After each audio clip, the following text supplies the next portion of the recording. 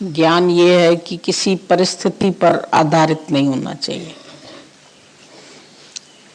जो ज्ञान है वो है तुम्हारा अपना अंदर का निश्चय।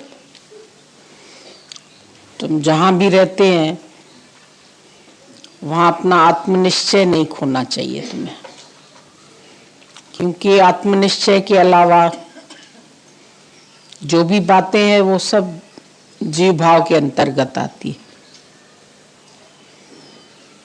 जो विषयों में खिंचाव है वो भी तुम्हारा जीव भाव है। दूसरा देखते हैं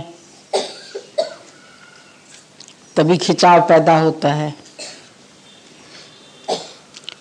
पर अब जो ज्ञान की समझ है इससे तुमको अपने अंदर की मन स्थिति का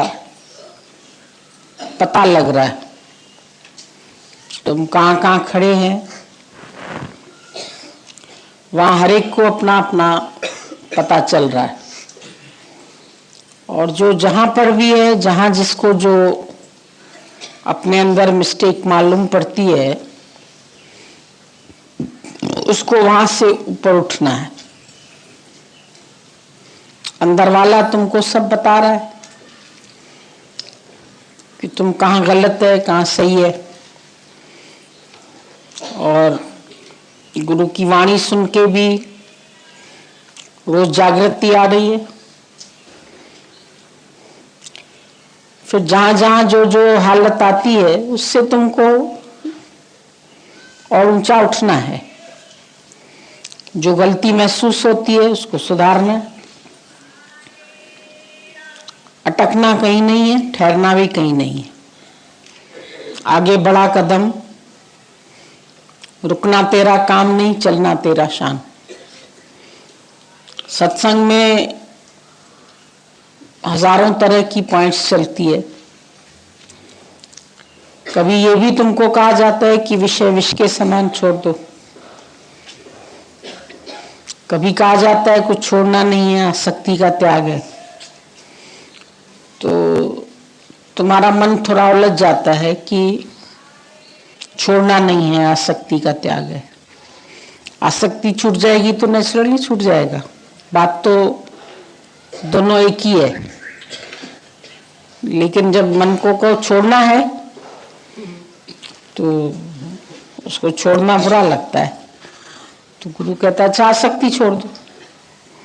अब नेचुरली आसक्ति छूट जाएगी तो छूट ही जाएगा। जिस व्यक्ति की आसक्ति कहीं नहीं होगी उसको रस ही नहीं आएगा। रस नहीं आएगा तो ऑटोमेटिक छूट जाएगा। अब हमको घूमने में फिरने में इधर उधर आने जाने में रस नहीं आता तो हमारा अपने आप छूट गया। अब मुझे छोड़ना पड़ा या मैंने छोड़ा, ये भी कोई भाव नहीं आता। अपने आप ही आसक्तियां भी छूट गई, रस भी छूट गए। कोई भी रस अंदर में आ रहा है इसका मतलब हमारा लगाव है उसमें।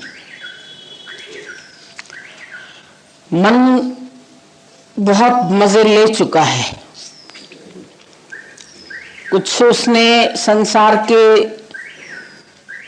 रस लिए हैं, कुछ उसको अभी और लेने हैं।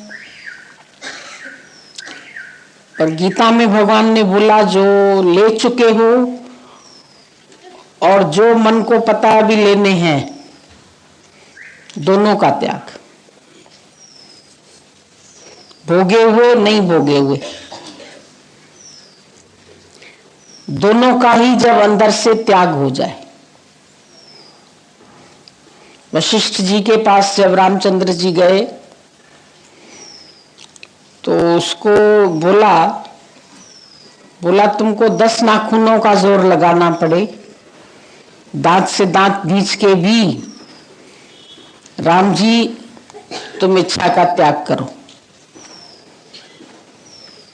तो लगता जबरदस्ती बोला, दांत से दांत बींच के भी जबरदस्ती छोड़ो उसको।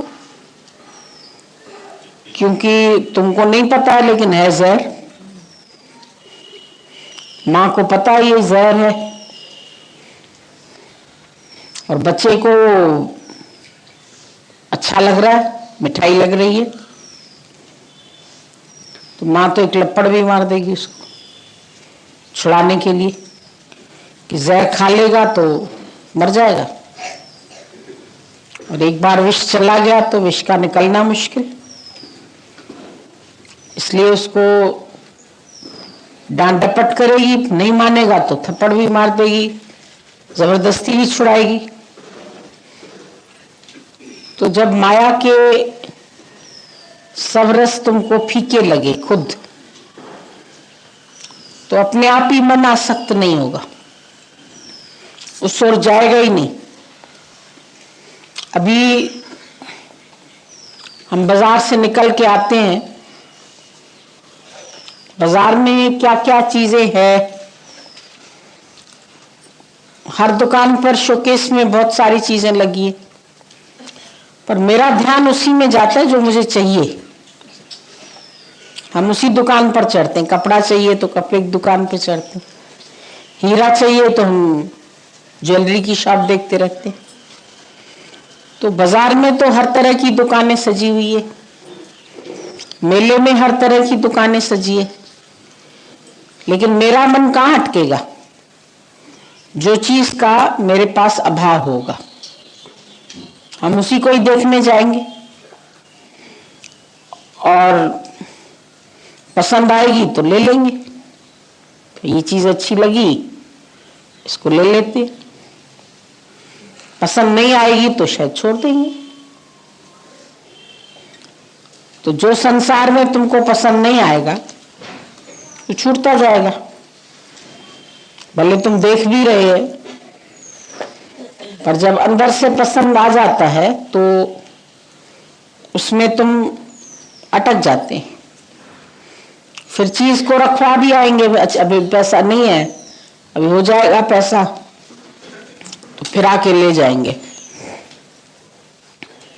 अटक गया ना मन, अटक गया तो उसको रखवा के भी आए, फिर उसका पैसा भी लिखवा के आए, फिर दोबारा घर गए, फिर निकाल के पैसा लेके आए, फिर खरीद लिया, आखिर ले ही आए।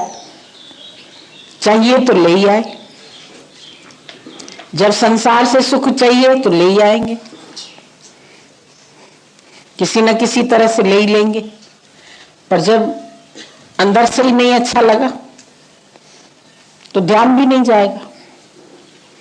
प्यास लगी हुई होती है तो रास्ते में कुआं दिख जाता है, नल दिख जाता है, पानी वाला दिख जाता है। प्यास नहीं है, गुजर के चले गए, नल था भी तो भी नहीं दिखा।